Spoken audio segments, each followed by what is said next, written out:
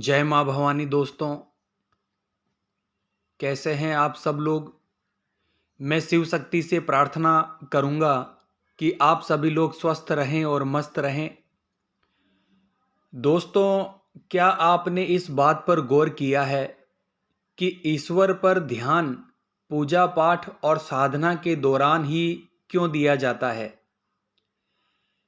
क्योंकि दोस्तों इसका कारण है कि आज तक जिस किसी को भी ईश्वर मिला है वह उन परिस्थितियों में मिला है जब व्यक्ति का मन पूर्णतया शांत हो और उसकी सभी प्रकार की उत्तेजना समाप्त हो।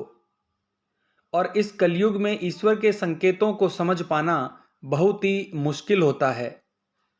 ईश्वर से संपर्क स्थापित करना बहुत ही मुश्किल होता है, क्योंकि दोस्तों ईश्वर किताबों के माध्यम से बातें नहीं करते, ना ही किसी भाषा के माध्यम से हमसे बातें करते हैं। ईश्वर सिर्फ अनुभवों के माध्यम से हमसे बातें करते हैं, और अनुभवों को समझ पाना तभी संभव है जब तक आप शांत चित्त नहीं हैं। तो दोस्तों आज की वीडियो में हम बात करेंगे ऐसे कुछ खास संकेतों के बारे में। यदि यह संकेत आपको मिल रहे हैं तो आप समझ जाइए कि यह ब्रह्मांड का इशारा है आपके लिए, और भगवान ने, ईश्वर ने आपको किसी खास मकसद के लिए चुना है। तो इन संकेतों को समझना, इनके इशारों को समझना आपके लिए बहुत ही जरूरी है, ताकि आप ईश्वर के द्वारा भेजे गए उन विशेष संकेत को समझ पाओ। तो सबसे पहला संकेत हमें जो ब्रह्मांड की तरफ से मिलता है वह है लगातार संयोगों का जीवन में घटित होना।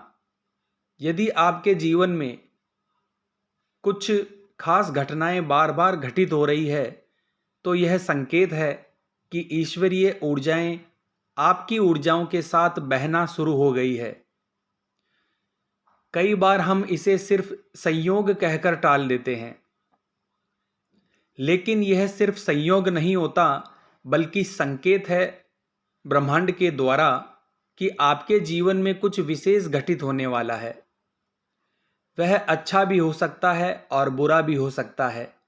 आपके साथ कुछ इस तरह से हो सकता है, जैसे मान लीजिए आप किसी इंसान के बारे में सोच रहे हैं, उस इंसान से मिलने के बारे में सोच रहे हैं, और वह इंसान अचानक आपके घर आपसे मिलने आ जाता है बिना आपको सूचित किए। या आप कहीं पर जरूरी काम के लिए जा रहे हैं और अचानक से आपके दिमाग में आता है कि मुझे आज नहीं जाना चाहिए, और आप अपना प्रोग्राम कैंसिल कर देते हैं।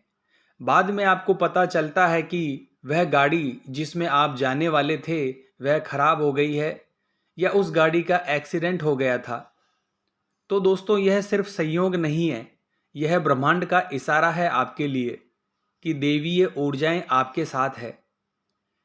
तो दोस्तों ऐसा कुछ कभी भी आपके जीवन में बार बार घटित हो रहा है तो उसके पीछे के कारण को समझने की कोशिश आपको करनी है, यानी ब्रह्मांड के इशारों को समझने की कोशिश करें, क्योंकि ब्रह्मांड की ऊर्जाएं आपकी मदद करना चाहती है।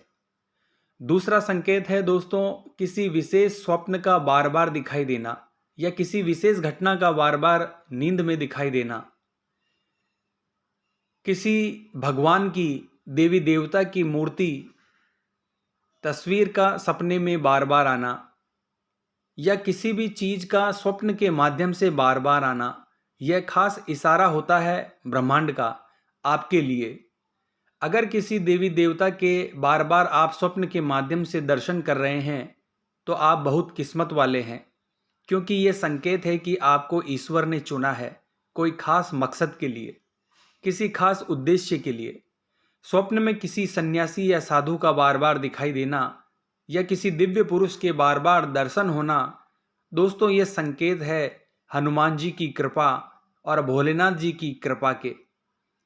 इसी प्रकार स्वप्न के माध्यम से बार बार छोटी कन्याओं के दर्शन करना और माँ भगवती का बार बार स्वप्न में दिखाई देना, यह संकेत है माँ की विशेष कृपा के आपके ऊपर। और इसी प्रकार के कुछ ऐसे संकेत आपको स्वप्न के माध्यम से मिल सकते हैं जो इशारा करते हैं कि आपके साथ कुछ अनहोनी होने वाली है। जैसे कोई बंद ताला आपको सपने के माध्यम से दिखाई दे, खाली तवा आपको सपने के माध्यम से नजर आ रहा है, तो यह इशारा है दोस्तों, आपको सतर्क हो जाना चाहिए कि कुछ अशुभ आपके जीवन में होने वाला है।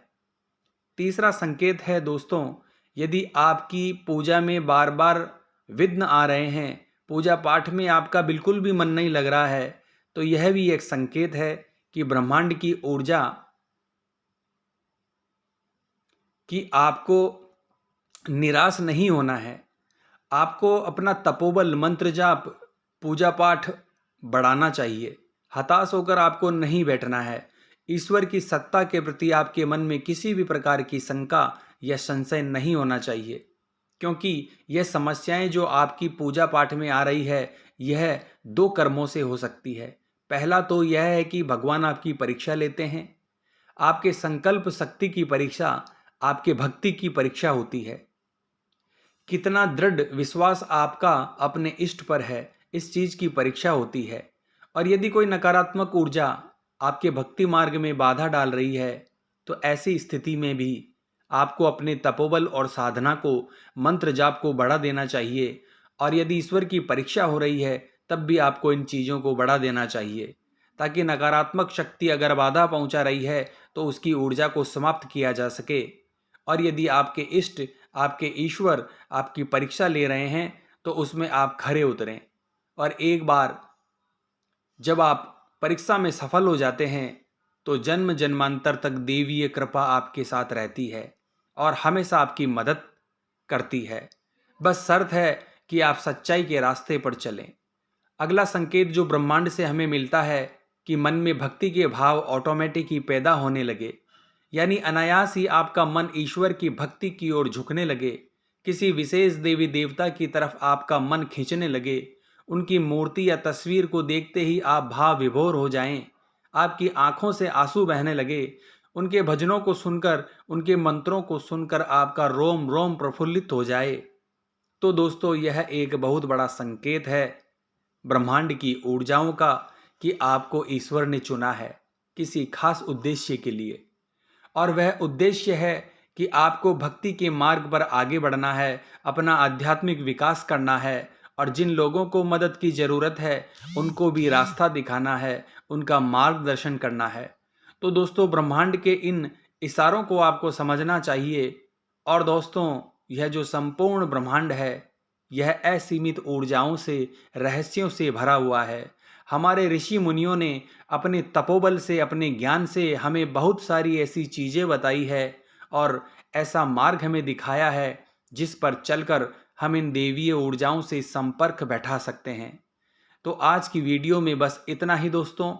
अगली वीडियो में बहुत ही जल्द मिलेंगे। तब तक के लिए जय मां अम्बे, जय श्री कल्याण।